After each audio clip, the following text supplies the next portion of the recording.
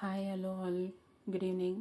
Actually afternoon నేను lunch వచ్చి rice తినలేదు. సో కాబట్టి నాకు డేలో వన్స్ అట్లీస్ట్ రైస్ తినేయాలి, అప్పుడే okay fine I had rice అన్న ఫీలింగ్ ఉంటుంది.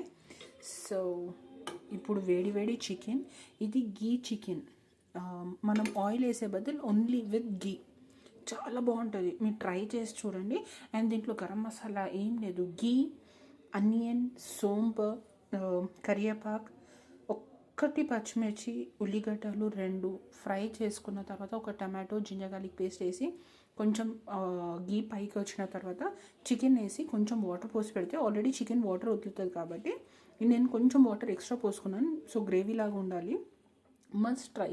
ఆయిల్ పోసే బదులు గీ పోస్తే it goes excellent. Okay, and here's is white rice.